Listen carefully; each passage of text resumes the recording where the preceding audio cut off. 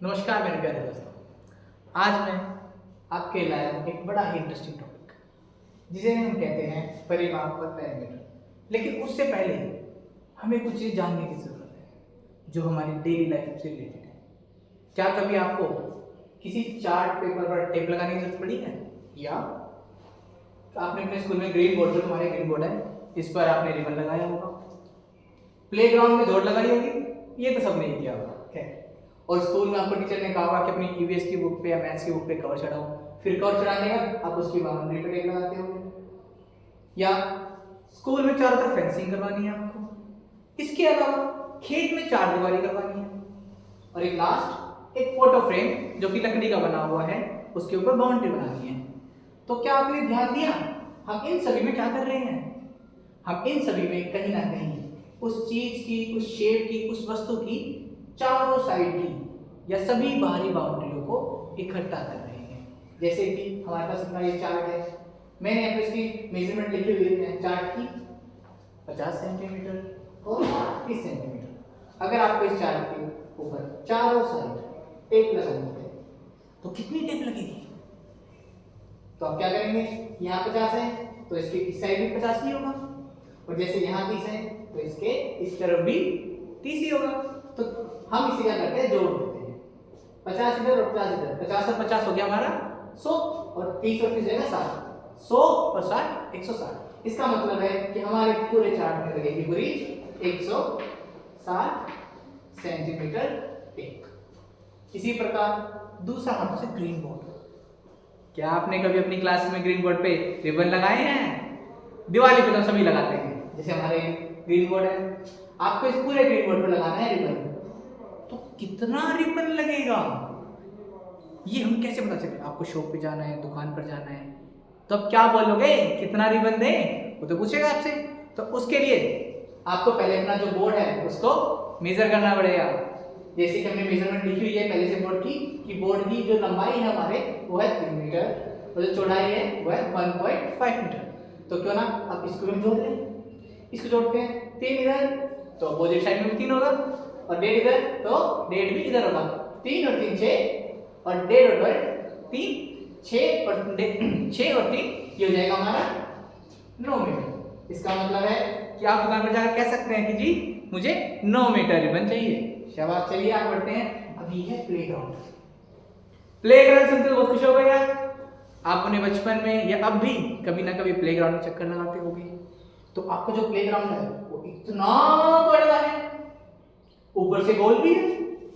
अब इसको मापना तो बड़ा ही मुश्किल काम है, क्योंकि इसमें हमारा कोई स्केल भी काम नहीं करेगा। तो क्या आप जानते हैं हम इस प्लेग्राउंड में कैसे मेजर कर सकते हैं? लगाओ लगाओ, दिमाग लगाओ। एक तरीका तो है, इसमें हम धागा या कोई रस्सी जो लंबी हो उसका यूज कर सकते हैं, और उसमें हम पूरे में गोल गोल फैला सकते हैं। पूरे में गोल गोल सेट करने के बाद उस रस्सी को सीधा करके हम इंची टेप वगैरह से नाप सकते हैं और बता सकते हैं कि प्लेग्राउंड का पूरा चक्कर लगाने में आपको कितना डिस्टेंस कवर करना पड़ेगा। और फिर आप बात आती है हमारी स्कूल की। सबको याद है अपना स्कूल? है ही हमारा स्कूल इतना प्यारा। अगर हमारे स्कूल में हमें चारों साइड फेंसिंग लगवानी है तो कितनी फेंसिंग लगेगी? कितनी? अब जो भी आएगा ठेका लेके तो पूछेगा ना, सर कहाँ लगानी है, कितनी लगानी है? तो उसके लिए हमें पता करना पड़ेगा कि हमारे स्कूल की चार दीवारी कितनी है। इसी तरह खेत है, आपके पास खेत है, आपके आस पड़ोस में खेत, आपसे कोई पूछ ले कि इस खेत की चार दीवारी करवानी है हमें, तो चार दीवारी में कितनी लंबी है, तो ये कैसे पता चलेगा आपको? फिर एक नेक्स्ट स्टेप ना, लास्ट फोटो फ्रेम। तो बेटा जब भी हम किसी चीज की चार दीवारी की बात करें या चारों साइड की बात करें या उसके बाहरी जो कोने हैं उनको जोड़ के नापें, उसे हम कहते हैं परिमाप, या इंग्लिश में पेरीमीटर। तो बेटा अभी आप समझ चुके हैं कि पेरीमीटर क्या होता है, परिमाप क्या होता है। तो परिमाप में बेसिकली क्या करते हैं, उसकी चारों जो साइडें हैं उन्हें जोड़ते हैं और उसे जोड़ते हैं, चारों साइडों को जोड़ के जो निकलता है हमारा लास्ट कंक्लूजन उसे कहते हैं पेरीमीटर। तो इसी प्रकार मेरे पास आप लोगों के लिए काफी इंटरेस्टिंग सिर्फ और सिर्फ 6 क्वेश्चंस है, बड़े ही इजी हैं। मैंने सबकी हाइट वगैरह लिख रखी है, हाइट लेंथ ब्रेड्थ सब लिखा हुआ है, आपको इनको देखकर खुद से क्रम पे जोड़ना है और बताना है कि इसका आंसर क्या होगा। चलिए क्वेश्चन नंबर 1 में आपको दिख रहा है कि तीनों में भी करके कुछ नहीं करना, ऐड करना है। सेकंड देखिए, सेकंड क्या है 11, इधर मैंने लिखा 2 सेंटीमीटर, लेकिन मैंने इसके इधर और इधर नहीं लिखा क्योंकि ये है एक आयत। और जैसा कि मैंने आपको बताया था कि आयत की आमने और सामने की भुजाएं बराबर होती हैं, तो ये 11 है तो ये भी 11 होगा, और ये 2 सेंटीमीटर है तो ये भी 2 सेंटीमीटर होगा। चलिए अब ये है हमारा वर्ग।